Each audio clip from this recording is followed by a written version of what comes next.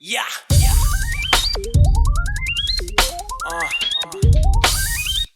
Hey yo, man, it's your time. Man, fuck poverty.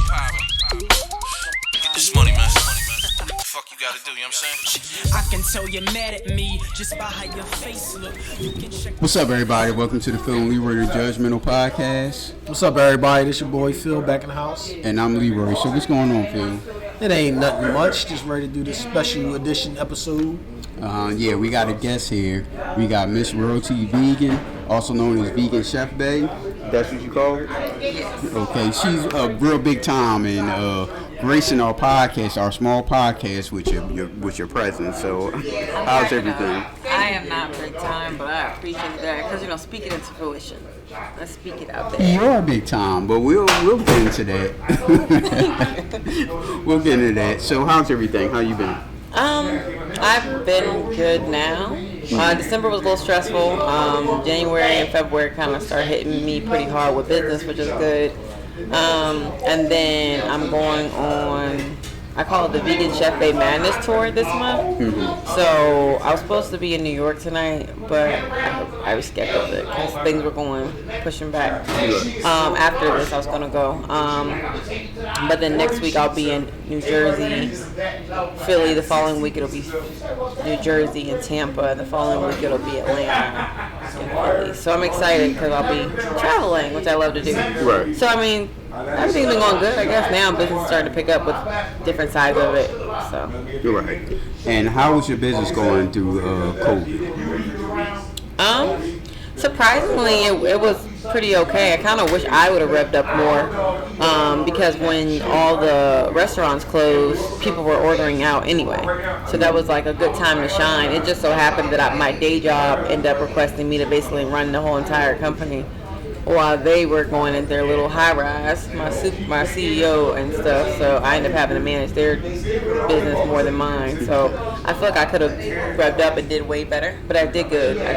People were just like not going out. So. Okay. Now, before we start recording, you told us how you've been on all that stuff. You big time this now. Now, do you normally show up looking like this with makeup on and a nice dress and Yeah, I mean, if I'm doing an interview, I try to look presentable. Okay, good. Tonight. Exactly.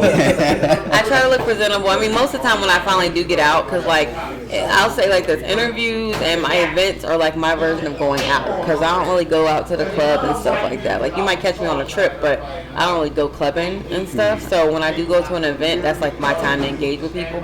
So interviews and events are like my social hours. So I kind of want to look the part like I'm doing something, because I am. And that's my version of doing something, so, yeah. So you're from Ohio? Right. Mm-hmm. What part? The town's called Warren. It's not too exciting, but it's like an hour from Cleveland, Akron, and 3 hours from Columbus, so. Okay, so, you know MC Brains, right? He live around your way? Who? MC Brains? I can't say that I know MC Brains. I don't want to. Oh, you actually know what I was talking about. MC Brains, you don't know who MC Brains is? No, is this a joke? Is this a joke? No. Oh. MC Brains was you heard the song Oochie Coochie, right? God, that was like such a big hit song. I probably know it. I don't know how old you are 32. But 32. If I hear it.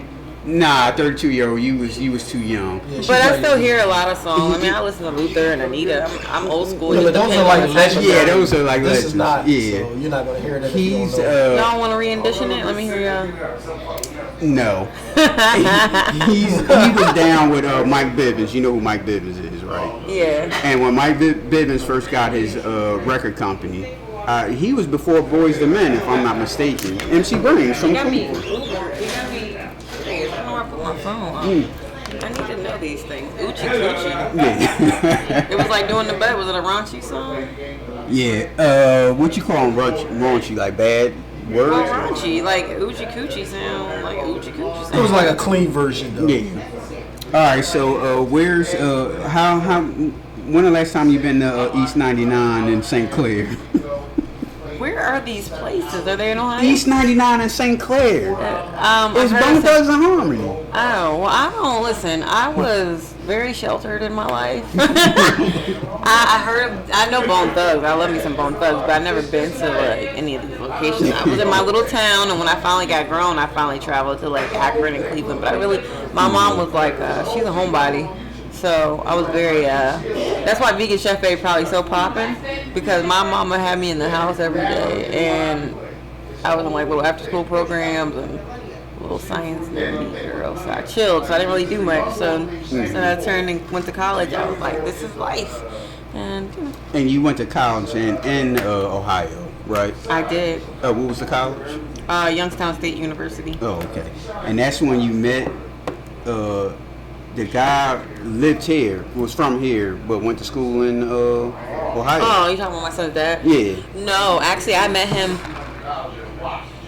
a year and a half after graduation. Oh, okay. I met him actually on Facebook. I wasn't trying to meet him though, if that makes sense. Like my intention wasn't like love searching. He just was dropping some real dope like conscious material at the time of my like initial awakening, like when I became like consciously aware of like loving my blackness and all that and being empowered. He was dropping some comments in somebody's like section. I'm like, yo, this dude's dropping some stuff. So I just wanted his content to be on my timeline because I wanted to read his thoughts. And long story short, I told him I wanted to start a book club. He's like, guess what? I wrote a book, but it's not printed yet. Can I email it to you? I read his book, and it was a memoir. So now I felt like I knew this dude. Started talking to him back to back.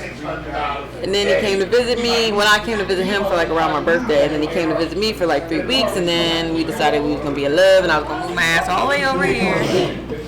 So, you just got in a neo soul and you met. Yo, literally a month later, it messed me up, man. I just got into the whole vibe, and here comes somebody, and then he was also talking about something like marriage and all that stuff off the bat. I'm like, ew, not right off the bat, but I'm saying like it was intense initially, and I was like, oh, this is black love. I mean, I dated black men before that, but I was just saying like it was different when you have like a person who is trying to like awaken in your mind, loving you, right, versus looking at your assets and your ass. So you graduated from Youngstown State. Okay, now what was you doing when you graduated? Like right after? Yes. Well, I actually lucked up my last semester. I'm interning, and I ended up getting hired, but I lied to my intern teacher because once I got hired, she didn't want us to get hired. She wanted us to just stay interns. But at that time, I had my son already. I had my son at 20, and I was 24 when I was graduating. So I was like, girl, somebody giving me a job at a criminal justice in the field that I'm going to school for. I'm not about to stay an intern when I could be getting paid and take care of my son a little bit differently. Right. So I took the job, but it was at a halfway house. It was called CCA. It was a halfway house, and I worked there, and it was pretty dope. I worked with the regular men's unit at first, and then I went over to the female unit. There was a federal unit, but I never worked in that one. I worked in the other two. So you came to Philly. Now, when did you make the decision? Both units, by the way, were interesting in their own right. Mm-hmm. They were trying to holler at me until I had to leave. I'm like this big, and I'm young, so of course. So I had to yell, like I had to get bossy. I'm like, I don't have to write y'all up. Like if y'all could just be nice to me. It's men being men though. Exactly. Which was fine. That's just what we were just talking about. No, and I understand that, but it was just one of those things where I can't risk my job because you want to be a man in the facility where I'm supposed to not, you know. So once that was like established, and once a few of them realized, and I wasn't like a bitch. Like I was like, I'm not gonna treat you any kind of way because you're in here. Just respect me. I'm gonna respect you. I'm not gonna. If you're trying to make a difference in your life and you're trying to change yourself, I'm here to support that, you know what I mean? So for the most part, once they realized that, the original crew, that kind of was staying a little bit longer, they always kind of gave the newcomers like a heads up, like don't mess with Tash, she good peoples, so they wouldn't like be irritating. The females were actually good at first, hard, and then in the middle, and then great at the end. Like they were kind of like catty, you know how females can be. Females being females, talking about males being males, females being females. I work with all females all day. So. Yeah, so you know, yeah. So like they were at first, they were like, "Oh, you're so nice," and I am nice, but then I had the other side that I don't like to use. So they were like, "Oh, you're so nice," and the one girl was like, "I was like, can you take the trash out? It's time for you to take trash out." I paid so and so to do it. I said, "No, that's your thing. You need to take the trash out." She's like, my nails are wet because they babied the girls. They babied the girls halfway house. Like the girls, the one lady had like a soft spot for them, so she buying them Bath and Body Works in a halfway house, and the guys over here barely can get a new mirror. So she's like, my nails are wet, and I was like, your nails is wet? You telling me your nails are wet, and that's why you can't take the trash out? You're in a like, what are you talking about? So I wrote her up, and then after that, it was like they was after me, trying to get me fired. Like everybody was trying to get me fired, but at the end, they were like, when I was leaving, oh my God, like, can you give us your Facebook? We're gonna miss you. You were like one of the best people, because I don't treat you any different. Like, you could read their files if you wanted to, but I chose not to read their files because I wanted to give them a chance based on who they showed me. So, not to get to whatever, but that's how I was. Like, you show me who you are, and I'll treat you at that person. I'm not going to treat your history. So, anyway, that was that. Okay, so, all right, after the job, you moved to Philly. Now, what gave you the decision to turn vegan? Okay, first of all, I'm sorry. When you came here, what did you do work-wise? So I actually started back, because I worked right before, like in the middle. I've always worked in the school system on and off. I love working with the youth, and so I was working with like behavior youth and stuff like that, or special needs youth. And when I came over, because I had like 10 years experience, but still, they hired me fast, but I had to start like lower to work back up. So I worked at on a one-on-one aid with an individual that was special needs, and he was about 50 something. And then I got 10 months after that, I got hired as like a behavior consultant for like 3 years. So that's kind of what I did work-wise. I always worked in the behavior field somehow. Mm-hmm. So. Now, what gave you the conscious decision to turn vegan? Was it health-wise or? Health, and then again, my son's dad was very pivotal. Like, even though me and him aren't together now, and sometimes we beef, he was very pivotal in my life changes. So I always give him praise for that, or at least acknowledge the fact that he was a part of it. So he was just telling me, like, with our families having like high blood pressure, diabetes, you name it, like heart issues. He was like, you see, and then my family's pretty hefty, most of them. So he was trying to like kind of show me, like, you see, like, your health and your family, once you get a certain age, how it progresses, and you want to start like making a change now because you don't want to have heart problems and stuff like that. And I was like, but I never I like vegetables, but I never went vegan. And I was doing pretty okay in my head because I was eating turkey and chicken and fish. Like, I wasn't eating like the pork and stuff like that anymore. Right. But so I tried it for like a month. He said, try it for 30 days. He didn't like force me into it or nothing. He just like, try it for 30 days, see how it goes. And my first meal, y'all, a lot of y'all not, when people like taste my food or say like I'm a vegan chef now, it's funny because my first meal was the most boring, plainest meal ever. It was chickpeas, pasta, and green beans together. Okay, because I'm over here like, what's vegan? Like, is salt, like, what the hell? Because I was like so foreign, I didn't know what was allowed to be, and I put salt on it, but I didn't know like how to flavor it. I was afraid like sauces got this, everything got milk in it. I'm like, oh my god. So it was the plainest meal ever, but I progressed. But yeah, so basically health was the initial reason. I started understanding a little bit more about the animals, and was like, well, damn, like that's pretty fucked up. But it wasn't it wasn't about the animals initially. It was health, and I learned about the animals, and now like how the economy functions, and how like between big pharma and the dairy industry, how like that's really driving this shit. Do you feel physically different since you became a vegan? Do you feel more healthy, more energized, anything like that? Yeah, I would say right now I'm not the best version of vegan that I can be, so I'm gonna just put that out there. What does that mean? But I was doing really great. Well, what does that mean? Well, because there's different versions of vegan. There's levels to this shit. All right, tell us the levels. So there's just plain outright vegan, right? Vegan is you're not eating no dairy, no animal byproduct, and no meat, none of that. Mm-hmm. So with that being said, Oreos are vegan. Did you know that? Who? Oreos. I just had a whole stack of them today too. Look at you. You're a vegan for the day. Now the problem is Oreos. Oreos are not. Cookies, Yeah, Oh, I never liked Oreo cookies. My father did. I never was a fan of it. I like it, but not the double stuff. You're doing too much. I do the double I need stuff. the ratio. Hell no. I Yes. can't. I scrape half of that off just on the regular one sometimes. It's too much. But those are vegan technically, right? Now, how healthy are Oreos? Right. You know? Okay. No. So there's vegan, and then there's plant-based. And so plant-based is when your diet is a lot more plants. than the regular shit too. So it's not as many carbs. You might eat a few things of pasta, but you got veggies, you got fruits, you got smoothies, you got juices. You're more plant oriented.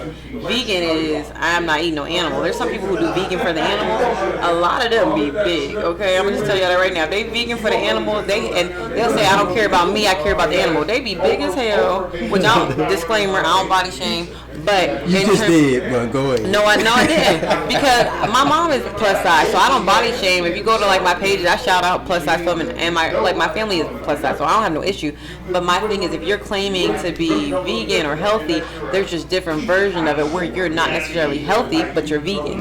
So you can actually be completely unhealthy and be vegan. You can be obese and be vegan if you do it wrong, which still is going to lead to the complications of health.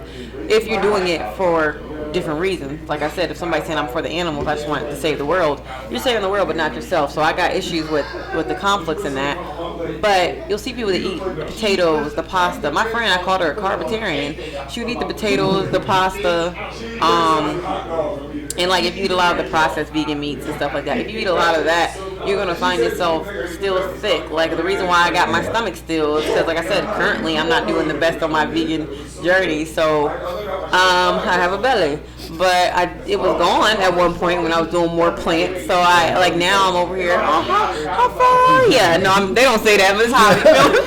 That's how I be feeling with my little stomach issues. But anyway, when you eat a lot more carbs and stuff like that, you're gonna gain weight, or you're gonna keep the weight, and you're technically vegan. So there's raw vegan, right? There's fruitarians. There is raw vegan, fruitarian, plant-based, regular vegan, vegan for the animals, vegan for the health, vegan for the economy. People worry about like their carbon footprint and stuff like that. So they're like those vegans that are super conscious. They won't wear leather. They might not wear fur. Or what about the vegans that don't want their food cooked in the same pot or pan as meat? That's a lot of vegans. So like I wouldn't necessarily want that. I'm not gonna like kill anybody if that happens. Like I got a while ago I got me a burrito made, and it was like, oh, it's an all veggie burrito. And I used to just pick it up and go. And then one day I stayed and waited, and I watched the guy cook the steak or whatever on there, scraped all the steak off, put a little water on it to clean off the thing, and tossed my stuff on there. And I was like, yo. That's the same thing as the when you go to Burger King for the Impossible Whopper. Mm-hmm. You got to tell them that have the patty microwave, because they'll put it on the same thing what you just talked about. So here's the thing though, and here's like the part where like just don't go and get it, because if you're eating it in the microwave, like microwaves, that whole thing is damaging to your internal. Like using microwave, like the little microwave to cook your food, the radiation is not necessarily good for your internal anyway. So you better off getting it cooked in the, not saying you should, but you better off getting it cooked on the same thing than the microwave energy going in your body, the radiation. So it's just one of those things, like just don't do it. Just cook it at home. If you go, if you have those two, those are your only options, let it go. But can I tell y'all a story? This goes back to what she just said about how people talk about the health and the vegan and stuff. So my cousin's boyfriend, because he heard me, I think it was like Thanksgiving or something, and I was asking my cousin, like, she had like string beans, it was some type of vegetable, and I said, "Would you cook that in?" Because people cook beef and bacon in it and all that stuff, and he heard me ask her that. And he was like, "Oh, so he was like, what, you like a vegetarian or something?" I said, "Nah, I'm a pescatarian. I still eat seafood." And he goes, "Oh, that's good," because he started talking about like the high blood pressure, and he can feel his blood pressure getting high, his head start hurting, all that stuff. He's like, "Well, that's good you went in there." And he had asked me, he said, "Well, what you eat for breakfast?" I said, "What you mean, like every day?" So he said, "No, what you eat today?" And I said, "Lucky Charms." I said, "Oh, I had Lucky Charms." He was like, "Well, what the fuck? That's not me."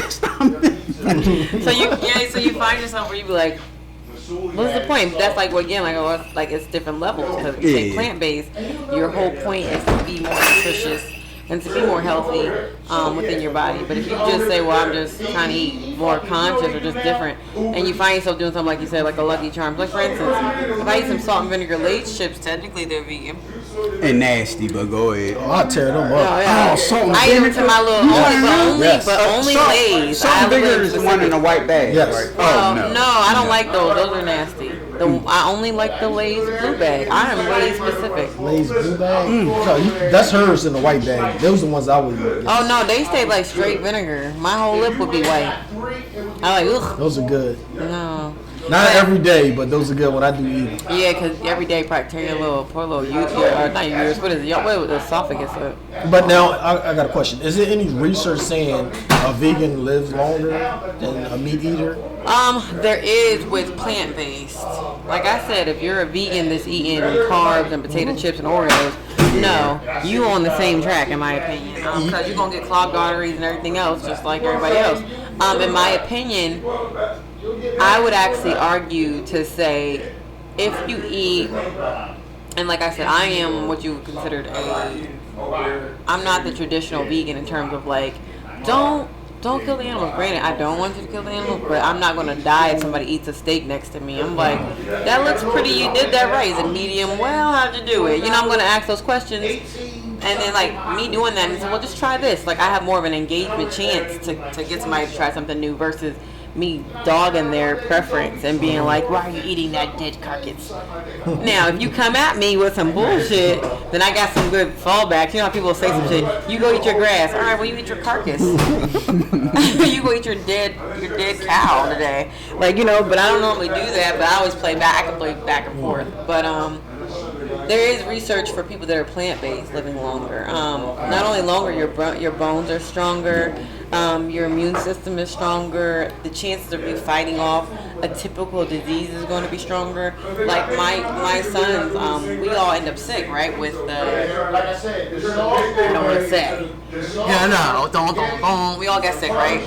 My sons were running around like nothing. But technically, and then I found out we probably weren't. Who knows? Because I read the paper, and the paper said we wasn't. But the lady told me we were. And so I'm over here panicking. Well, I gave you around about it, but I read the paper. I didn't read the paper when she first told me. I just panicked. I'm like, oh, God. She's like, well, if your son has it or your grandma has it, you most likely got it. Something like that. So we just all, so when we did the paper, she sent it to us, like it mailed us out, and we found out we didn't. But we thought we did. Basically, placebo, you start feeling sick just because you think you're sick. But my sons were running around like normal because their immune systems are set up different. So like my mom, it might take her out for 2 months. Something might take her 2 months to heal, but somebody who's plant-based, your fuels are different. The way you attack, your T cells are more activated because you need to feed your blood cells, and really like the chlorophyll and things like that inside of like your the fruits and vegetables mainly, and like your vegetables is going to give you what you need to heal. So yeah, I mean, but I would argue that you probably could do okay, and this is like I said, I'm the untraditional vegan, but you would probably do okay with eating, I would say, red meat and fish, like a pescatarian, but in my opinion, I would eliminate dairy. I don't think anybody should eat dairy at all. Dairy is the worst thing. It's worse than meat. So that mean it's worse than pork. So that mean I can't eat M&Ms? I wouldn't recommend it, but those, like, I don't think you'll die. You won't die from that as much as you'll die from drinking like milk or cheese. Like that stuff is, for instance, they say 1,000 cc's is in 1 gallon of, a pus is in 1 gallon of milk. So the pus, the bacteria, if you see like the poor cows, first of all, they forcibly impregnate them.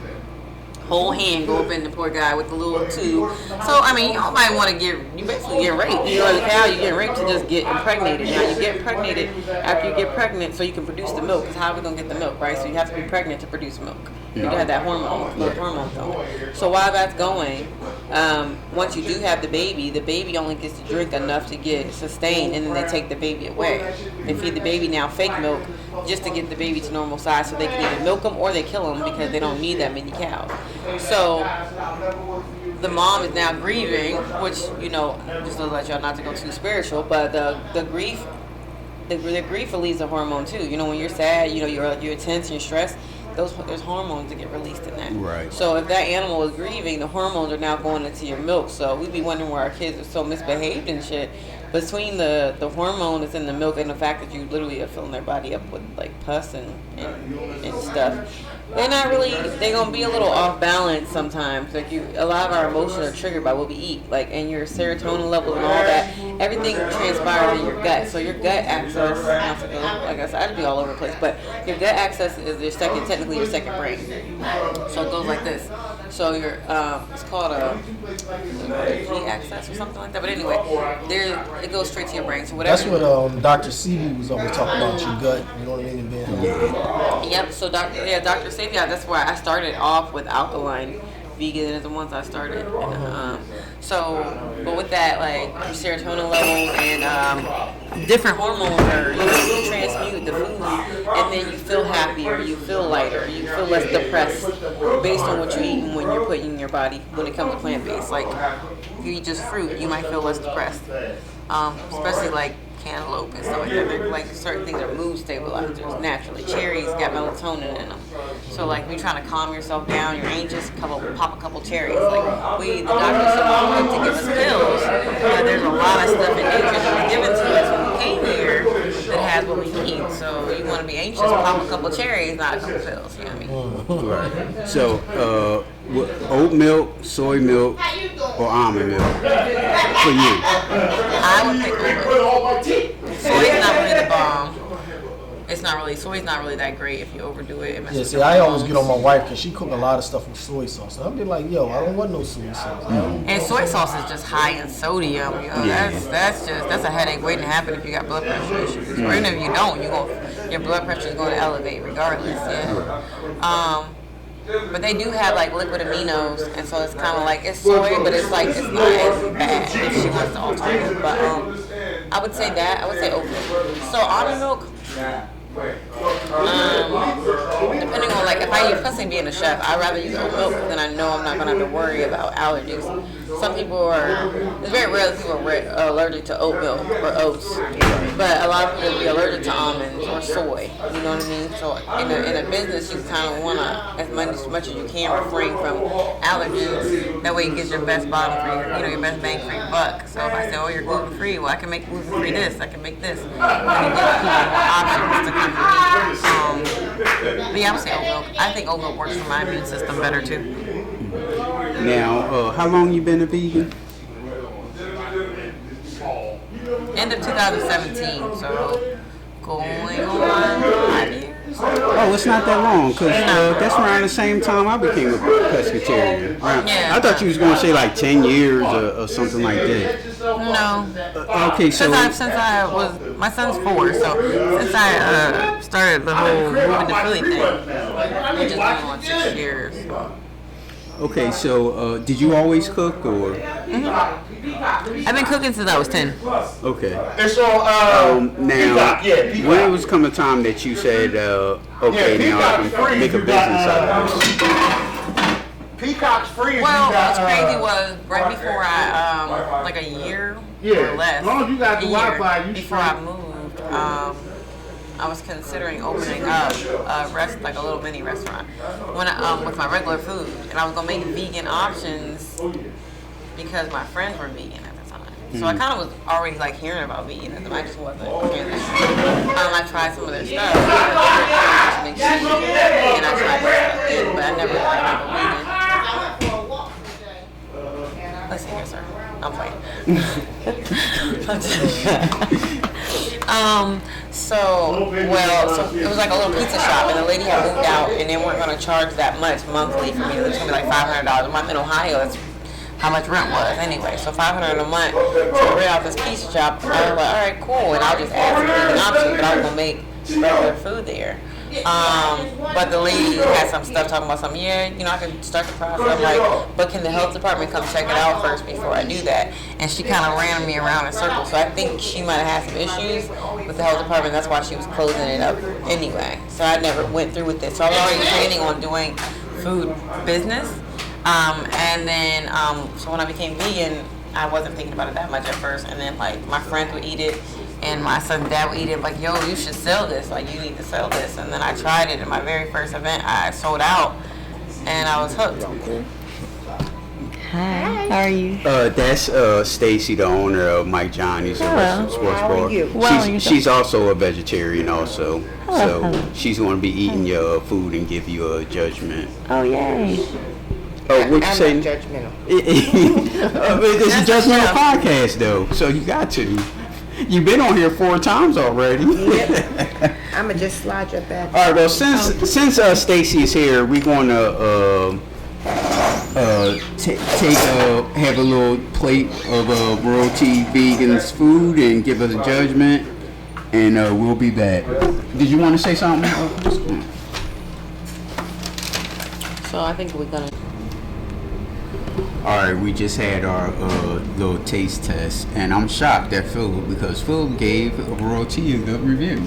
So, what's your thoughts, Phil? It was really good. I was surprised. Not saying like I was expecting it to taste nasty. It sounded like it because you just said you were surprised. I'm surprised. I'm surprised that I liked it. Just because I like it don't mean it's. If I didn't like it, don't mean it's nasty. It's just not my taste.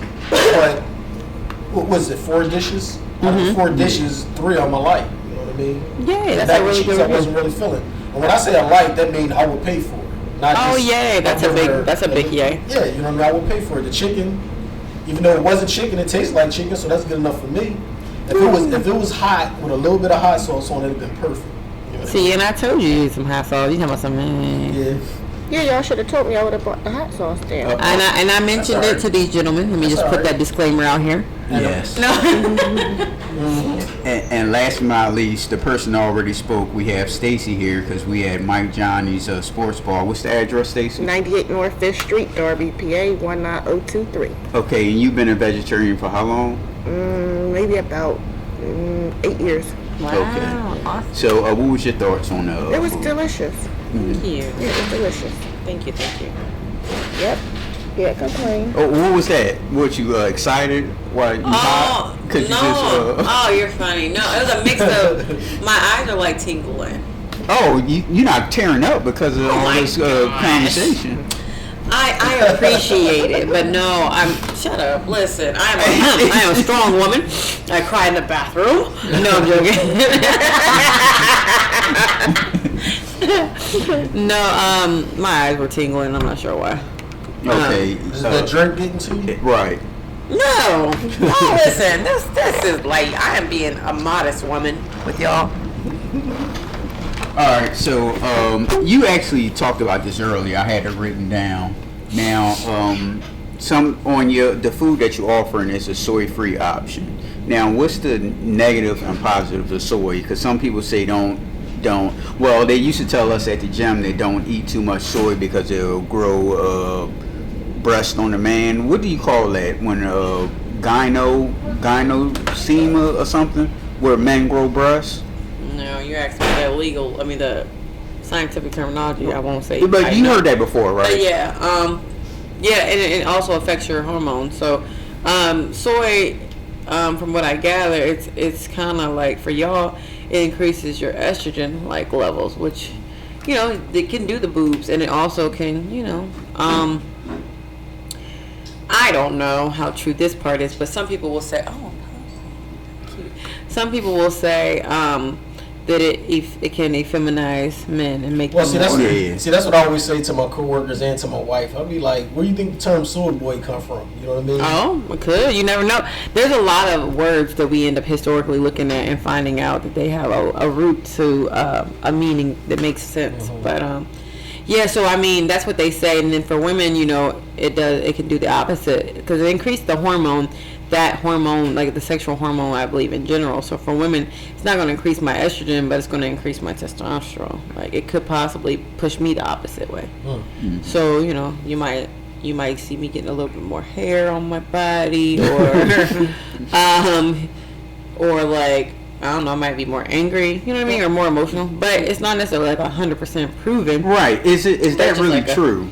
I would say that I can see. I think it is. I can see an effect in it. Because I was looking at a lot of research and stuff. I mean, you only know what you know online, and you have to go to like different sources. And a lot of sources that I was saying was pretty much saying the same thing. It lowers the male testosterone, enhances the estrogen. Right. You know what I mean, which is the female hormone. Yeah. So I was like, no, I'm gonna stay away from it because Yeah. it's bad enough I'm working with all females. I'm the only guy. Yeah. And I come home to all females, so it's like. And that's a big thing too.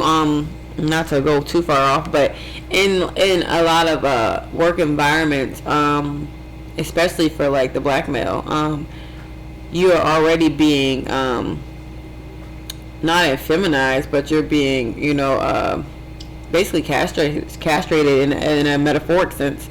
Because, like, not everybody, but in certain environments, especially like a white collar environment or like corporate, you find where like they try to they do with black women in a different way, but they kind of want to now you got to ask to go to the bathroom. Now it's like they put you in certain situations where you're like, I'm a man, but in this situation it's a lie. So that doesn't have nothing to do with the hormones, but in situations like that, it would benefit you, I guess, to eat soy. If they want you to be,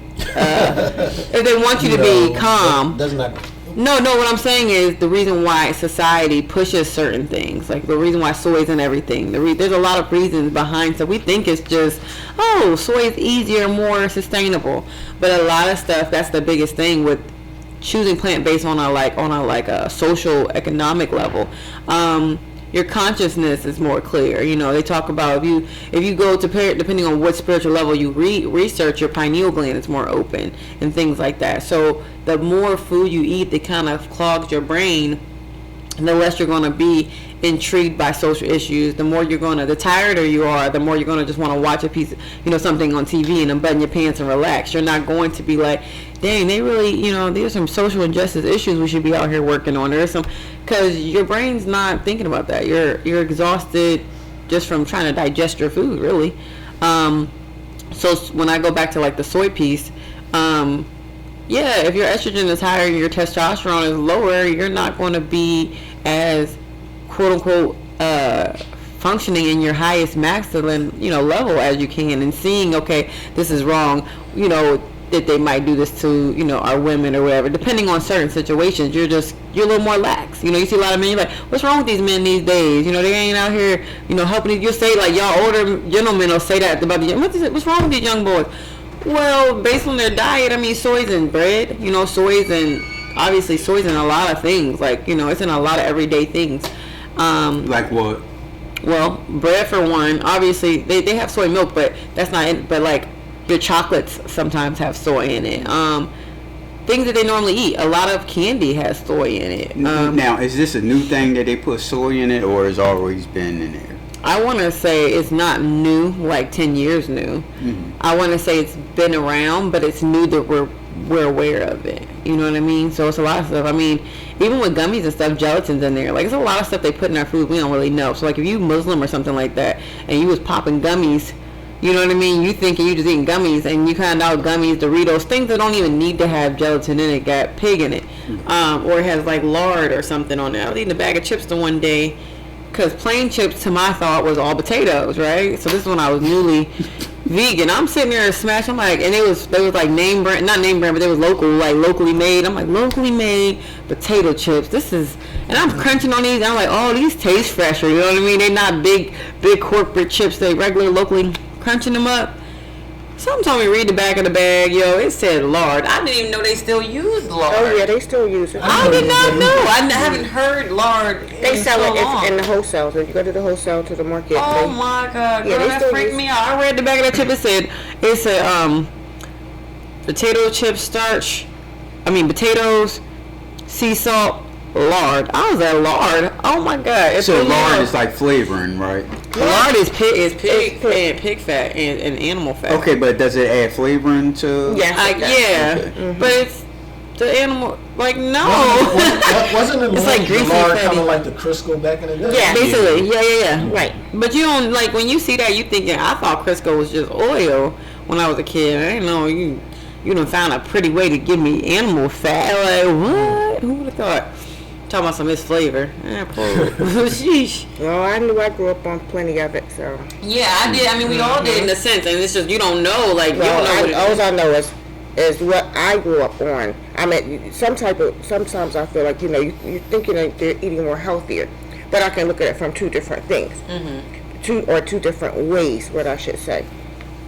I know my grandmother, grandmother, and my grandfather on my father's side, and my grandmother on my mother's side. That's how they cooked. And they all lived up until they was 98. So I never have found anything wrong with eating pork or anything. My grandfather came from 22 kids. And all 22 lived up until their late 80s, late 80s, early 90s. So I can agree with that. Right. So everything that people think is bad is not always bad for you. It's the way it's being now processed. That's what I was going to say. It's the way it's now. Like, a lot of people back in the day was able to sustain themselves with that way because there wasn't so many hormones being injected into right. Yeah. Now it's the way it's being preserved and the way it's being processed. And when you start messing with things to make it a cheaper product, that's where you... And then faster, get it out faster. When you try to produce it, like, okay, I need these pigs pregnant by this date, and you're impregnating them, and now you're forcing them. Now they get infections. You're basically cloning stuff. A lot of clone stuff. Even fish. You know, they say, okay, farm raised fish. You know what I'm saying? You want, most people, we want wild cut fish because farm raised is processed meat. It's definitely processed meat. Honestly. And then they say, you know, like people say, well, I eat salmon. And they say, well, I only eat salmon. And I said, well, you can't eat that much salmon because salmon got a lot of iodine in it. So you can't eat so much of that. You know what I'm saying? Well, I don't eat this fish because it's a gutter fish. But I'd rather eat a gutter fish. That you know was in the gutter. Exactly. Because I know it's not being processed. So, and that's my disclaimer when I tell people. That's why I say I call myself like an untraditional vegan, because I can understand certain people. Like, I told people straight up, if I went to another country where they had the goats or whatever, I never ate goat because we just never had goat when we were younger. But if I went to another country and I saw, like, they do things way differently in other countries too. So, like, they even have a spiritual understanding. When they, like, a lot of my African friends, before they cut the animal's throat, they say a prayer. So they slice it, the more of the kosher food. So they slice it, they let it drain out the neck. It's not being hung up, and their guts aren't being split all over it. It's certain more humanistic ways that they go about taking care of the animals and whatever. So if I was over there and I'm, while in Rome type of thing, I can't say that I wouldn't possibly try it. If they have my options, but and I don't know how far I would go, but I wouldn't be opposed to, because I know there's no antibiotics. I know the animal was raised off natural grains and things. Like a lot, like I said, I did it for health. So here, these animals are being injected with hella antibiotics. They're being injected with additional hormones. You think about them chicken legs now. If you see a chicken wing now, that thing be this big. You like, why is this chicken wing? How big is this chicken? That's why my mother stopped. I know my mother and my aunt and stuff stop eating. If it's not something that's small, but you're gonna pay high price for a fresh product. You know what I'm saying? That's the difference. So you go and you say, okay, I'll get a thing. I don't mean to cut you off, but you said you're getting a thing of chicken wings, and you'd be like, well, what kind of chicken? See, I know that because I was raised on a farm. So you see the real. Yeah, I see the real stuff, and that's how we ate. We ate everything off the farm. From rabbit to possum to cows. What do you eat possum? Yeah. What's it taste like? Chicken. Really? I seen one skint on Facebook and it freaked me out. I always wanted to try some venison. I always wanted some venison. Moose. It depends on the way it depends on the way you cook it. Me and my brother-in-law, last time I was down in North Carolina, me and my brother-in-law, I was eating meat at the time. Me and my brother-in-law went hunting for some deer because I wanted to bring some venison back with me, but we couldn't find anything. There was a guy in the military. He used to go hunting. And he used to make deer jerky. And how did that taste? It was real good. Yeah. I wish I could have some more. It was like so fresh, so tender. It was just good. I met a lady her and her husband made jerky, little Slim Jim type of things, kibasi. And by then I was already vegan, but she's like, yeah, me and my husband, we going hunting. And I'm like, going hunting? For some deer, it's about time to make the good deer meat. And she was going around collecting sales for it, like preparing. And I'm like, for deer meat? Yeah. Because, you know, in my opinion, and if you grew up not in like on a farm or not in a more lavish environment, you was sticking to the three basics. So it was chicken, pork, and beef. And that was what you was guaranteed to get. You know, I'm gonna get ground beef when you make it spaghetti. We didn't eat tacos like that. I was thinking about stuff I eat now.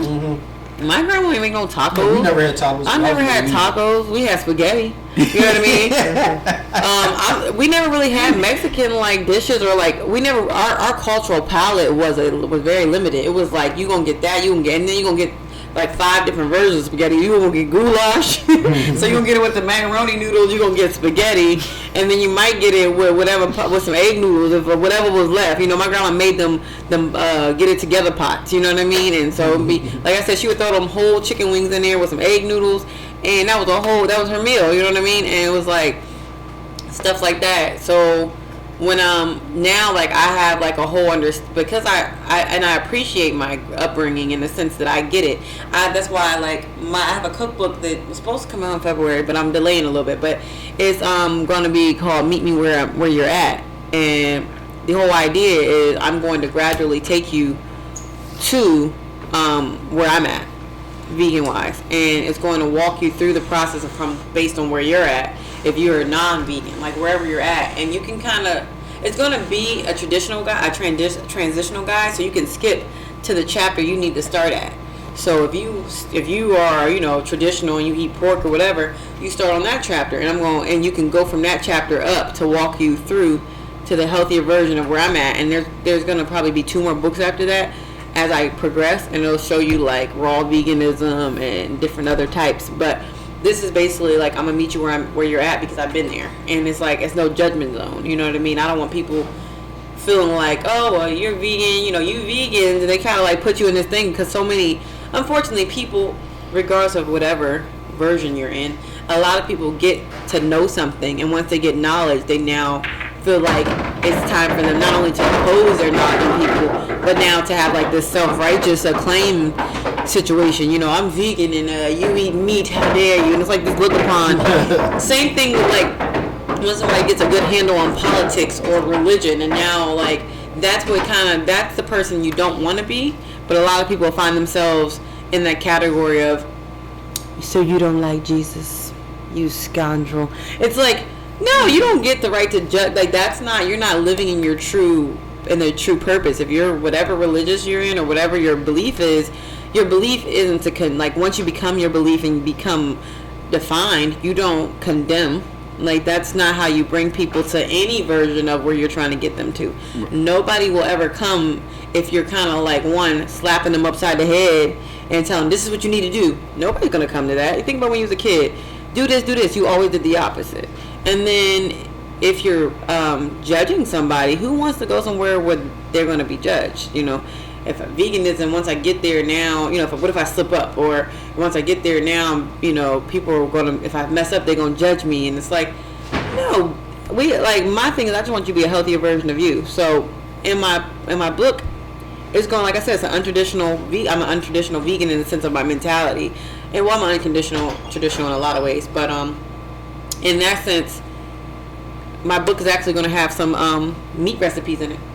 And that's weird for a vegan, right? Mm-hmm. But the thing is, you may not be vegan yet, but I'm going to help you transition to that point. So if you're eating fried this, fried that, well, why not bake it? Or why not fry it in this oil instead of this until you get to that point? So my goal is to have our culture on a healthier place. And you might just do meatless Mondays. You might, you know, try it every now and then. Now your friends go to a vegan restaurant, you can go because you're going to try something just because you know it's a possibility. So that's my goal. I ain't trying to make everybody vegan. That's impossible. Mm-hmm. So you got to be more realistic than that. People be... Speaking of diet, and what's the alkaline diet? So based on my understanding of alkaline, it's basically where you your body is not acidic, and based on what you eat, it keeps the body alkaline. So therefore, now as diseases or anything tries to, come to your body, it doesn't even sustain, because the alkalinity is so high. I don't know how to explain it in terms of like attacks. So if something was to come in your body, the way your body is set up, your immune system is going to be like, hell no, and it's basically going to slap it out the way. That's how your immune system, because of the alkalinity. So when your body is super acidic, that sounds good, but the reality of it is, it makes it where you're more prone to getting sick, because your body isn't set up the way it's supposed to be. Your immune system is supposed to help, keep everything safe, but also like your T cells and your cells in your body are supposed to fight cancers and anything like that. If you eat a certain way, the acid in your body is going to break down your cells and going to break down the way your body is supposed to operate on its highest level. So the alkaline diet, based on like my understanding where Dr. Stacy was, for instance, avocado oil, I don't think sunflower seed oil is on there, but avocado oil, sesame oil, grapeseed oil, these are like the top few oils that you can use. They burn faster and hotter, but they also, the body respects it more. Like the body will take it and actually make it nutrients once it's cooked or not cooked. Whereas olive oil you can eat like on a salad if you like, massage a salad, but once you cook it, it now becomes acidic because the chemistry changes once you cook it and it heats up. And now it can be, and same thing with coconut oil. Coconut oil can be used to like massage like salads and a dressing and whatever, and you can use it to pull your, to clean your teeth, and coconut oil is very good for you. But once you add heat to it, it changes the chemical balance of it, and now it becomes acidic, and it can mess with your, you ain't gonna die from it, because we've learned our bodies have been through so much historically based on our people, that we've survived a lot. So but you want your body to be at its highest functioning. So by doing that, like the alkaline diet, or like even fruitarian, things like that, is like, it's just difficult. Like, it's easy, but it's difficult now because the society we live in. The moment they find out, the moment like Big Pharma and all them stuff finds out that people are trying to be healthier, now you hear a big push for veganism, right? So now you see the Impossible Whoppers and shit like that. That shit's not really necessarily healthy for you, but people will say it is. But Impossible and regular meat, you really could eat regular meat, to be honest. I look at it as like pizza. I don't eat pizza all the time, but once in a while, I mean. Right, and so I'm not going to say that I don't eat it. Occasionally, if I'm like on the highway and I've been driving for 6 hours and I know Burger King's going to have an Impossible Whopper, I might get an Impossible Whopper and some fries. So I'm not going to say I don't. What I'm saying is, like, if your goal is to be healthier, that's not necessarily, that's a better option mentally. And your body's not used to meat at a certain point anymore, so to go back to meat, it would be aversive. But if in terms of health, like Impossible or Beyond, whatever, that's not going to give you your optimum health value. But it is going to be a way to get a craving of a burger, you know what I mean, and to say you got a burger in. But with the alkaline diet, the biggest thing is just kind of, like I said, alkalining your body, lessening the acidity to make it where it can function on its most prime, like progressive level. So you do that, you feel better. Now I will say that I felt my healthiest. I was tired though, because you got to cook all that stuff. Like when you choose to be alkaline, regular food is already a handy dandy, but when you choose to be alkaline, you got to make unless you can find like chickpea pasta or kamut pasta, which you can at certain places. But if you can't find those, you got to say you want to make some lasagna. I had to make the pasta sauce myself, the meat myself, the pasta myself, the cheese myself, before I can make the lasagna. So you ain't get that, and this is my first time going in the one time, so I remember the food ain't get done till like 8 o'clock, 9 o'clock at night, because I didn't know it was going to take that long. I'm over here sauteing these, I had to let the walnuts, which walnuts are, and there's a list, like if you go to Dr. Stacy's, like their website and thing, there's a list of like what's alkaline, you can like start from there. But The walnuts you had to let soak for technically 8 hours or overnight. If not, I would boil them trying to like rush the process, but technically you let them soak.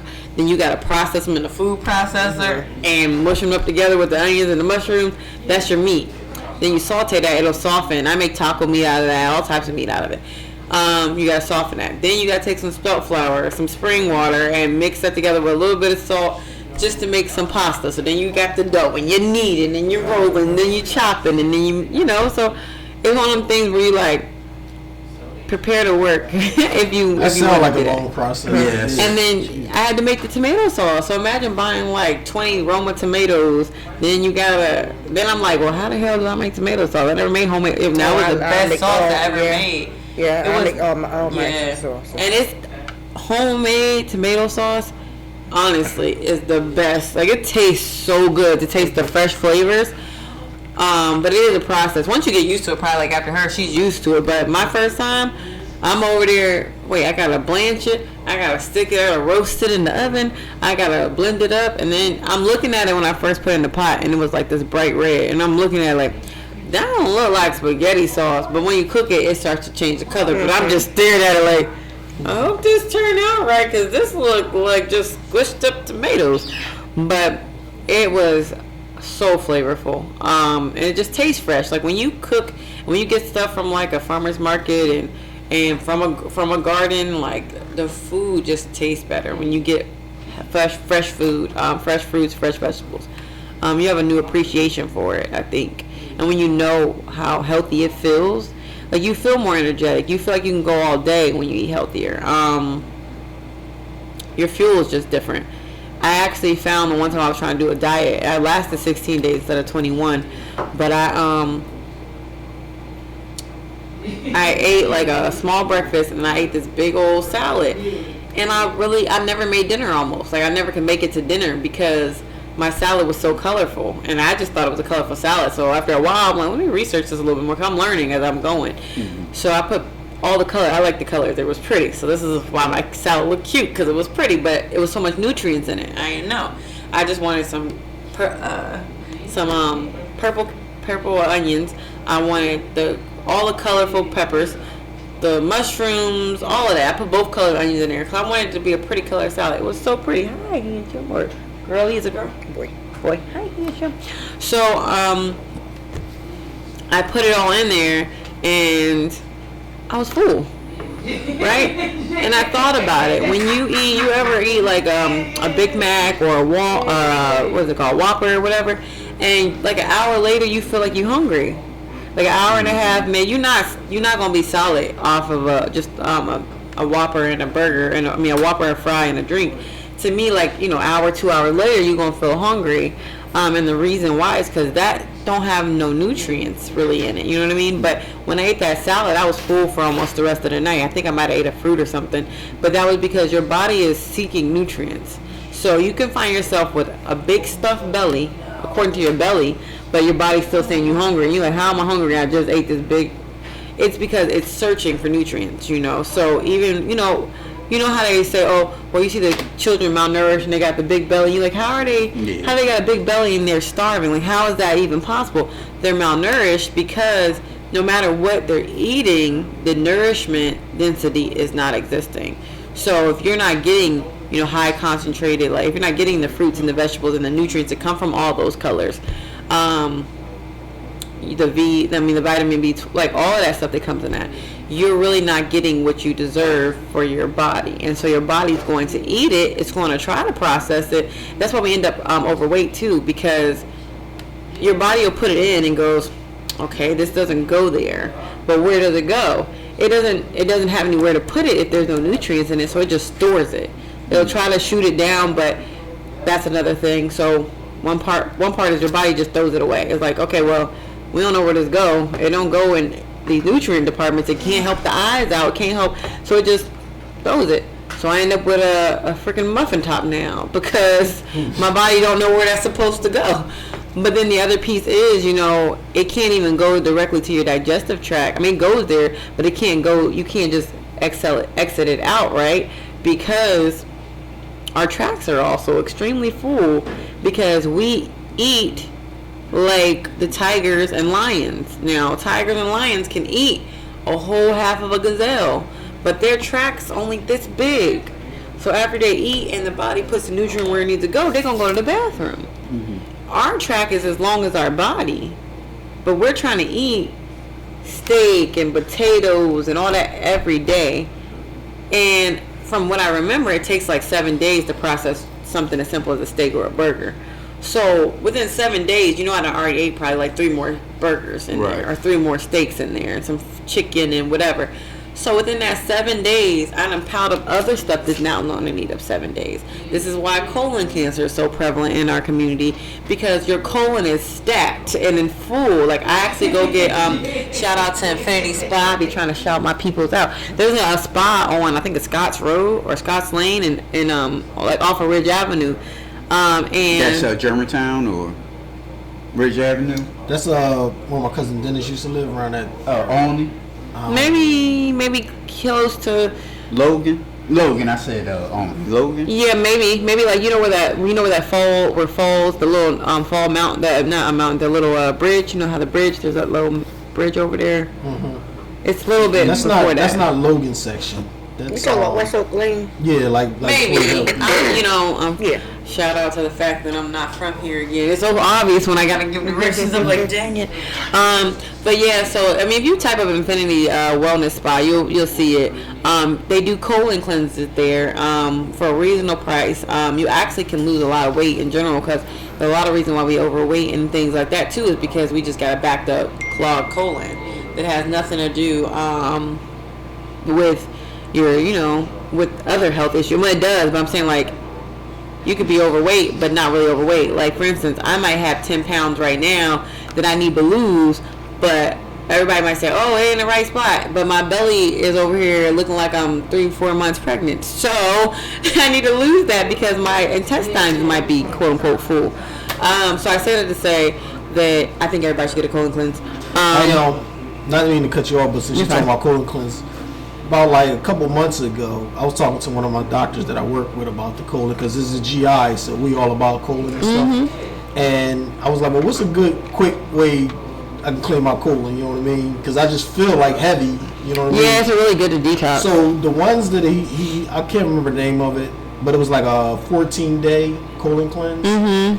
I probably went like 2 days and I couldn't do it because I was going to the bathroom so much, even when I wasn't putting nothing in. Right. And I knew that it was working, because if I'm not putting nothing in and it's just crap just keep coming out, it's got to be cleaning my colon. Yeah. You know what I mean? So that's really good though. I mean, it is a lot. Like, the thing, what I did like about the colonic was that it's a 1-day process. So like I can function, and actually sometimes because of the way you just did all that, you won't even go to the bathroom for like 2-3 days afterwards, because your body is like, your track is so long, it has to wait for the rest of that to come down, because you just clean all that out. Yeah, because that has to go all the way around and around and around, and because your stomach is, going like that. The colonic is the best one. And my grandparents, that's how I was one raised. of the reason why they lived longer too. All the extra stuff they were doing. With the colonics, we Okay, always kept the colonics. I got a confession.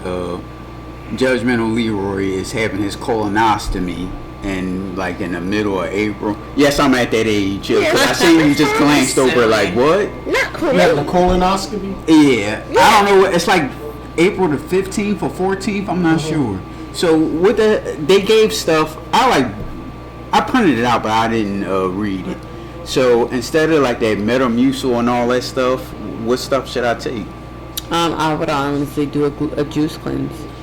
When you did it, they're going to give you different preps that they give you stuff. Yeah, they gave me something. I don't know what it is. I printed it out. Clean you up. So you just use that stuff. I mean, it come with your kit, and it's free. But you could do some juices if you want to just poop. Right. So my coworkers did that. They would just take the prep, even though they didn't have a colonoscopy, because they felt like they wanted to get cleaned out. They would just take the prep like that, and they said it worked. So I can count on my hands how many times I use the bathroom at that job. Should I do it on a weekend or? You better, yes. Oh yeah. Yeah. All right.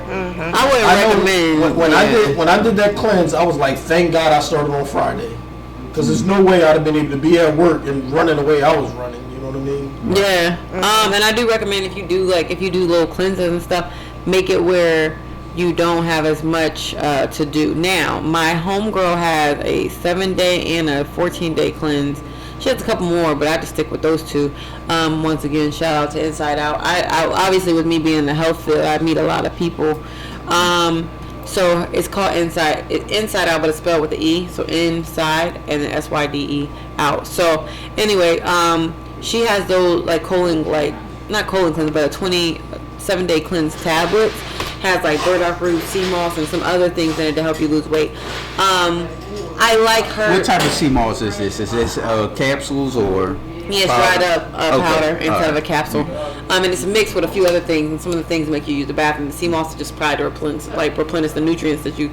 Because the thing with detoxes too, you got to be careful. Make sure you're drinking like electrolyte, like coconut water, stuff like that. When you're doing detoxes, the body it's not able to understand, let's keep the good nutrients and the bad nutrients when you're doing colonics. The body can't go, all right, let's keep this. When you say clean me out, the body goes, all right, and it just cleans it out. So it's going to take out some potential good nutrients too, which is why it's good to fill it up with electrolytes and eat some fruits and things like that afterwards. So just kind of replenish what you just stripped. Yeah,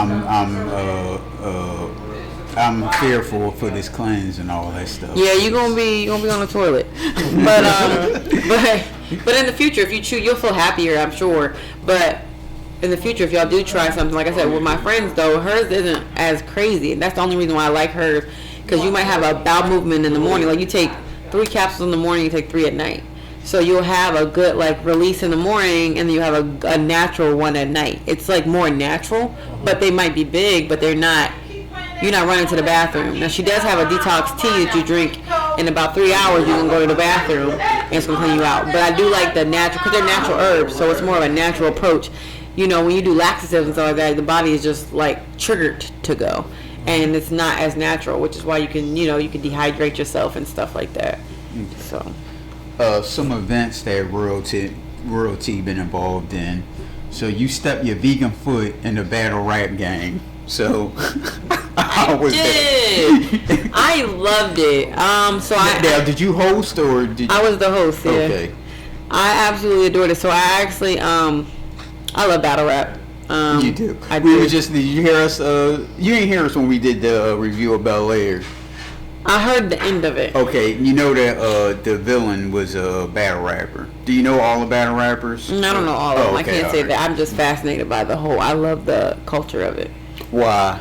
I don't know. I just love, because first of all, I love metaphors. I love a good metaphoric connection, but I also like, I don't know. I guess it's the little gritty part of me. I like seeing people I don't like when it goes too deep because I am a healer, but I love healing. I love seeing people just give authentic rawness, and it's granted, I'm a freestyle battle rapper, so I feel like I'm more talented because it's coming off the top of the dome and I'm not practicing. I'm just playing. Now, you're from Ohio. What's that mean? Do you rap fast? Oh, like Bone Thugs? Exactly. I talk fast, but I don't think I rap fast because I'm freestyling it, so my brain has to process it a couple milliseconds. But then 2 milliseconds after that, I can give you something. But no, I wouldn't say that I rap fast. And Ohio, you was good with Bone Thugs, but the rest, Bone Thugs to me got a little bit of a West vibe. Ohio, they were good. I don't know how they were born on Ohio is so blah to me. So to get some good quality people are yay, you got me out of there too, So but I don't know, it's not bad, but it's just it didn't seem too flashy. You would think I would thought they came from the West Coast or something the way they. Why? Because they rap fast before they went to the West Coast. Yeah, well, because they rap fast. But I love me some Warren G and stuff like that. So I feel like they could have been in that vibe, That's two totally different. I know, but I guess because I like all of that stuff. I'm not really good at picking where people are supposed to be. I just know if I like it, they should be all together on my CD so I can hear it all at once. That's how I feel. It's just me being selfish. Okay. Now, tell us about the Black Vegan Expo that's coming in April. Hopefully April, because everything, it should be April, at the end of April. But it's getting busy out here in these vegan streets. Vegan Chef Bae streets because she's starting to take off on her own. That's my alter ego, by the way. But she does her. She's the one who hosted the battle rap. She's taken off her own little head, which is now becoming like its own business. But the Vegan Expo, I did one in July and I did one in October, so I'm trying to do it quarterly. That's the plan. And it's just a way to kind of like showcase the black vegans in the community. The Vegan Expo you had over here on, that's why I don't think I told you how I seen your Instagram. You know how when you hit search on Instagram and have all those lists of things, and it was that invite. It was that invite for the Vegan Expo on Baltimore Pike, and that's when I had. I think I emailed you. Yeah, I remember you had. Yeah, I had emailed you that because it was sold out on the event, right? And I emailed you. Can I seen it late. Yeah, I seen it late because I was cooking, running, setting up stuff. I was doing the most, so I felt so bad. I gotta make sure my numbers updated on there. Yeah, because I was. No, it's fine because it all worked out. Yeah. So because I saw it on there because it was a football game on. And I saw it on there, but like you said, it was like late after it was over with. So yeah, I apologize. I'm working on getting like some what is it called, the internet, like an assistant, just to like do my orders and stuff because I be doing the most and I be trying to do it all. And every time where I be like, dang, I wish I could have checked my inbox throughout the day because I'm sure some people, like I had another person who was trying to get in as well, like it's too late. Yeah. And technically they could have. The sale ended on Eventbrite, but they could have did a. Right. But it was more so I put the sale in so that I could kind of cap and know how many I need to make based on the sales. But I do like let the doors be open. I just have to make sure I advertise that enough. But yeah, it's a learning process. So going back, the Vegan Expo is just a place where it's a whole bunch of black vegan. I would say black vegan chefs to showcase, but then also like vendors. You know what I mean? As wellness vendors. There, you're gonna get people who might be doing herbs or smoothies. So you selling weed? No. You just said herbs. Nobody there sell weed. Look, I'm over here thinking about it. Anybody sell weed? I think somebody sold CBD. See, there you go. I knew it. But no, when I was saying, you're so silly. When I was saying herbs, I was meaning like the burdock root and you know. But I mean, I have been to events and I wouldn't mind hosting a cannabis event because I found that there is some health benefits to those things if you do it right. Some people just want to get high, but from what I've seen, there's anxiety like remedies. There's cramps. I've heard it reduces cramps. I'm not really sure. Is this woman cramps or cramps in general? Women cramps for women, but I'm sure it could probably help with y'all. I don't know. That's what I'm saying. I'm giving you all the different things. So I should say female cramps. Yeah. Reduces anxiety on everybody, from what I heard. And then there's different kinds, which I didn't know, like Satavia, I think it is, or that one. Yeah, so that one is supposed to help with giving you creativity energy, whereas the other one, which I don't remember the name of right now because I'm not like a connoisseur in that sense, but that one helps calm you down. So there's ones that help get you energized and help you, which I thought all weed made people sleepy. I didn't know. I'm like, if my uncles would be tired and then coming up, they came up with the McGriddle before the McGriddle was a thing. I don't care what nobody said. They would take them dang on Lego My Eggo waffles. What are they called? Yeah, Lego, whatever they was called. So they would take those waffles. They would put some sausage and some whatever together and some syrup on there. And they would be so high, they was oh man, this shit popping, bro. And they was tearing it up. So in my opinion, my uncle should have got patent for that, because I feel like we come up with some shit when we hungry. I guess when we high too, but when we you think about your grandma's dishes. Some of those dishes was just scratch dishes. They just put some peppers and onions and stuff together and made some. You like, who would have thought? You don't know what she did because she was just going in the refrigerator and getting what she had and making something. So but yeah, so my uncle's creativity level when it came to surviving with some food, they definitely made the McGriddle first. But I would say it seems like it's a lot of healing properties. For me, I've indulged a few times. It makes me sleepy. It doesn't give me the benefits that everybody else get, and I'm actually a high person. So for me to get high, I think it just does the adversive. It doesn't make me chill. I'm just like, I mean, it makes me chill, but it doesn't do anything for me because I'm already like hype. I'm already excited. It's not gonna put me in like a new zone. I'm like, so this is my nightcap. Y'all ready for me to go to sleep? Good night. Like that's it. So it doesn't really do much. Though edibles are interesting too. I've tried like some things just to try it. Now that I'm an adult, not to like I could do it with my mama yelling at me because I couldn't try nothing when I was a kid. I don't think anybody could try weed when I was a kid. But I tried the edibles and they make me sleepy too. I got about 30 seconds of the most freakiest girl in the world and then I'm asleep. I don't understand. That's what to me, they're aphrodisiacs. I feel like edibles are aphrodisiacs. And then I'm asleep. All right, speaking of aphrodisiacs, what's this sexy smoke and glow? Did that happen yet? No, that's next weekend. Okay, so what's that about? So Vegan Chef Bae will be there. Royalty Vegans will be there as well doing her food. But Vegan Chef Bae will be there doing her tantrum with Taz. So, let me see. We did have a Naughty New Year's event. Mm-hmm. I put a clip on Royalty Vegans, but I think I took it off now because now that like the chef I'm working with, we're doing more high-end people. Like he did Patty LaBelle's. We helped cook for Patty LaBelle's New Year's, things like that. And we just did, Stephanie. So with us doing stuff like that, I was trying to like separate the pages, keep it more professional so we have high-end clientele. It doesn't affect, So, but the Naughty New Year's basically started the sexy, the idea of the sexy glow. I kind of was like, y'all, I want to do a glow party.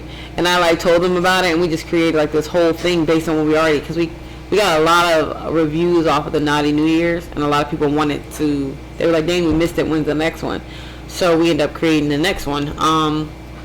So Tantrum with Taz will be there. That's more so you go through the 5 senses of foreplay. So basically I take all your senses and I make them into an interactive workshop. To kind of enhance, like I do a demo, but it's an actual workshop. It enhances it can enhance your bedroom life. But obviously, you're not doing any bedroom life in the workshop. You're just doing the senses. So you might do touch. So like a couple might touch each other, but not inappropriately, but just sensually. You might feed each other fruit for taste. I give instructions with it because obviously I'm going to give you the instructions that you can't do in the workshop. At home, you can taste her. I might say that, but that has nothing to do with, like, the workshop. You're not gonna taste her. I mean, you can lick on her like body, but not on her. So I take you through the 5 senses, and it can be right now. It's a demo, it's a workshop, and it's also private sessions. So like couples might want to do it to enhance their. So it's more like I would give them like a guided like workshop. I mean, they don't get to do the after part, but I guide them through it more of a central personal level. It's just kind of helping. A lot of us be clogged up. We done blit. That sounds horrible. Wait, I just figured out how it sounds. I meant mentally. We know what you meant. you mean mentally you be clogged up or drained from work, and you just feel like you might have lost like touch with that, like that sensual side with your mate, or you might feel like I have women who do my Vegan Chef Bae experiences, and it's to help them boost confidence so they can be confident in the bedroom. And it's like I just basically help them feel sexy with themselves. And once they do that, then once you feel good within yourself and you feel powerful in yourself, you can go out there and kill the game. Same thing with the guy. The guy might feel like his mojo is gone after I give him a sensual massage. Because the Vegan Chef Bae experience is basically where I do a sensual massage. You get food, you get affirmations, or whatever form of praise you would like. I'll boost you up. You tell me you got a problem, I'll talk you through it. So it's pretty awesome. And then afterwards, the guy just feels like he got his mojo back. He feels super sexy.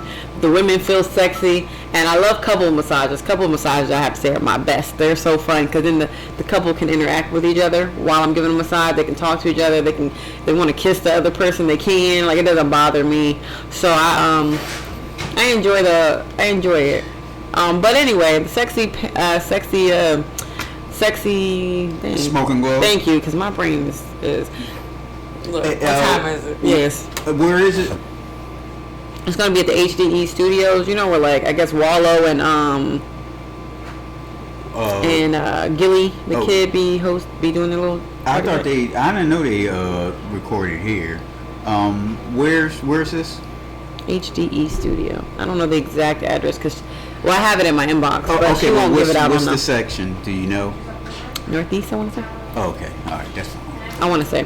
You guys are more than welcome to come out. Yeah, it'll be great. There will be herbal essence. People will be because clearly smoking low, right? But it also includes, I guess, like hookah. Like people, like there'll be hookah there. Right. And things like that. There'll be vegan food, but there'll also be edible. There'll be spiked drinks. So like if you want lemonade, it might be a spiked lemonade. That landed perfectly then. There'll be a little bit of everything though there. There's going to be a demo by me, and also, so I'll be doing my Tantra with Taz demo. And I usually use a muse for that. Because I like giving people something to look at. So while I'm doing the scene, there's usually a handsome male there.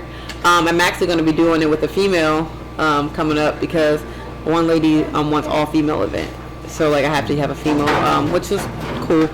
And then there's going to be a guy named Dash, Erotic Ropes by Dash. He ties people up with the ropes, and he does like a whole like floggings. That's a pass. Well, you don't what? Getting tied up? You don't need to get tied up. No, that's all right. Yeah, you don't need to get tied up. You might just want to watch a woman get tied up. Who's it? I said I know they're going to start playing with you. All right. Which one? We wrap it up or? Yeah. All right. So I'll wrap it up. Real quick question. This is a question for both of you. So his string glow in the dark, by the way. Because it's glow in the dark. Go ahead. This is a question for both of you. I'm gonna start off with you first. Sure. What's your definition of success? My definition of success? Mm-hmm. I would honestly say a place where I can do what I want to do when I want to do it without any real restrictions, whether that be financial, whether that be societal. As long as I can live my life without so much restriction on it, I'll be fine. It might not be a lot, but I just want to be able to, if I want to travel, if I want to do something, I want to be able to do it without having to request to do it or figure out how to do it long term. Like I want to be able to just be like, you know what, I finally come to a place where I can do it, whether that means my bank account has some money in it where I can just go when I want to go, or I don't have a too structured schedule where I'm stuck. I just want to me success is freedom, and then freedom is being able to take my kids wherever I want to, wherever they want to go or wherever I want to go, and to live life to the fullest. That's a good one. That's a good one. What about you, Miss Stacy? What's your definition of success? My definition of success is waking up every day. I'm successful. That's a good one also. See, this is why I asked, because success is like, you can't really define it, because success can mean anything to different people. And the way both of you just put it, even though you simplified it the way you did, success is just waking up in the morning. And success is just having the freedom where you can take your kids out and doing stuff that, with no type of restriction. It's pretty much what you just said. That's why I asked you, because you can't really define success. So, what about you, Phil? You want to add with success? Success? I would more say having a complete family, me, my wife, my kids, and together in the same house, and not struggle with bills. You know what I mean? I would call that success. That's good also. That is good. Right. All right. So I'm gonna thank you for being here. Oh, what's mine? It's almost pretty much what you just said. Success to me is where as though I can get up in the morning time and have the freedom to do what I want and when I want to. If I want to lay in bed all day, if I want to ride my bike, if I want to exercise, if I want to go to the gym, if I want to do mixed martial arts, I mean, that's success to me. Without having anyone telling me what to do, what time I'm going to be here. Even work is like that. but it's not like that. I mean, no one's like treating me like a slave or anything. But still, there's restrictions naturally because when you go into their environment, you have a set understanding of what you're supposed to do. So I get what you're saying. Right. It's like I got to get up at the same time. I got to be there, and I have to do what they tell me to do, or I won't be there anymore. Exactly. So. And so that's naturally a restriction in a sense. Right. So so that's success to me. That's why I asked you that, because that was a good one from all three of you, and I guess myself. I don't know if I want to put myself in it, but that was a good one. So Royalty, what's your social media? Royalty Vegan, spell royal, letter T, and then vegans, because Taz is there, so that's why the T. So it's just Royalty. But yes, that's my social media. If you're adventurous, you can go to Vegan Chef Bae, but that's at your own risk. Other than that, yeah, that's me.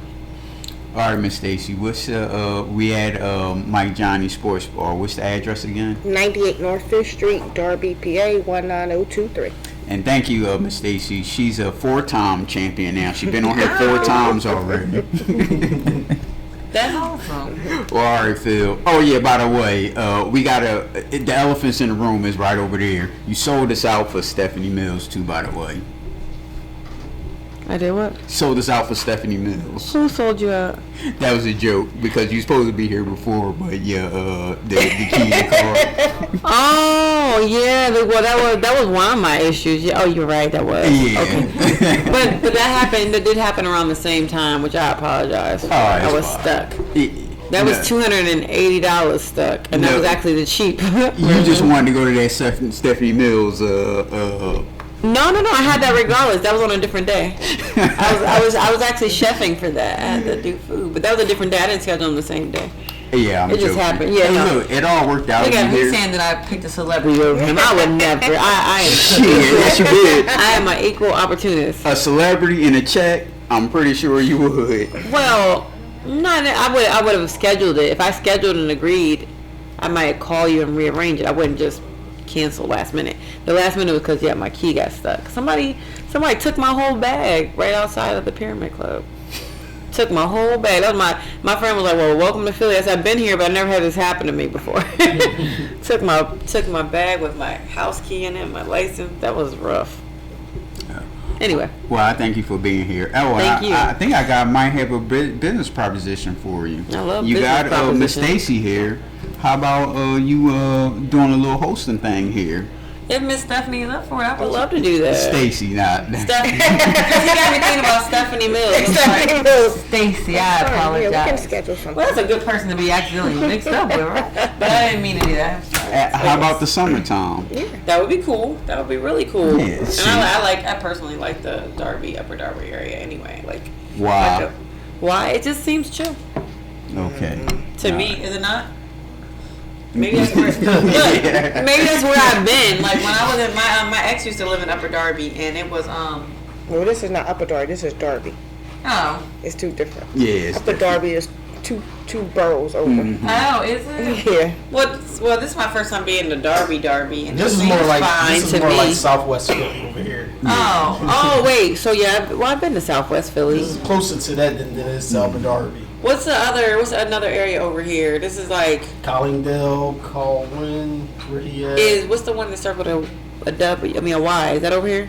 Yaten? Yeah, is that over here? It's around the corner over here. Okay, yeah. So I kind of been around this area overall. I mean, all those areas seem okay. This wasn't too bad of an experience. So I don't know where I'm moving, but I got to move closer. So okay. Well, I appreciate you being here. Thank you, man. Thank you for that. I'm excited. That would be awesome. Yes, thank you for the proposition. Thank you. You're going to come through, right? Because if you don't come on the day that I do host, that's going to be messed up. I don't know. Morris Day might want to do a podcast with us, so we might ditch you and do a podcast for Morris Day. See, that's messed up. Morris Day. It's all good. Well, all right, Phil. This was a good one. It was a good one. All right, was it worth the wait? Yes. Thank you, Phil. Yes, it was delicious. Thank you, Stacy. I appreciate it. And Phil was hard on food. I got to give it to you. He's hard on food. I told you, it surprised me. I wasn't expecting a good taste. I just thought it was going to be a plain I will have my It was Mac good. redeem itself a different day because my Mac is one of my top sellers. So she will redeem herself. She will be back. But thank you. I appreciate that. I'm glad you enjoyed it. Yeah. Oh, we got to do an Instagram picture. Well, a picture for the Instagram. Yeah, we definitely also. do. I was thinking that myself. Yeah. Well, all right. I appreciate you being here, and thank you for. It's what, like 10:30 now. 10:46. Yeah, a quarter to 11. Thank you for taking your time to be out this Thank week. you guys for Awesome. being so understanding of my schedule too. Oh, thank you. We thank weren't you. understanding. We was like, oh no, she about to do it again. No. So we weren't understanding. I was coming. I was like, I'm coming. My luckily I stopped at my friend's house to change my clothes and it was 10 minutes down the street. I was so like, yay. She's over, I guess, Southwest. So it's close. Must be like in Penrose or something. Where? What's the name of her street? I don't even know how to say it. It's not gonna be. Okay, I don't know. Yeah, I don't know. All right then, y'all. We out. Man, it's your time. Peace. And fuck poverty. Get this money, man. Fuck you gotta do, you know what I'm saying? I can tell you're mad at me just by how your face look. You can check the status on my level, not my Facebook. Comments on my photos, that's why I stay on the low. Most of y'all is associates, so I be on my dolo. Hold up, whoa, hold the phone. You think all I do is rap? I can do it on my own. That's why I produce the track. No wonder where my crew is at. They'll be back. Niggas see me walking on the block.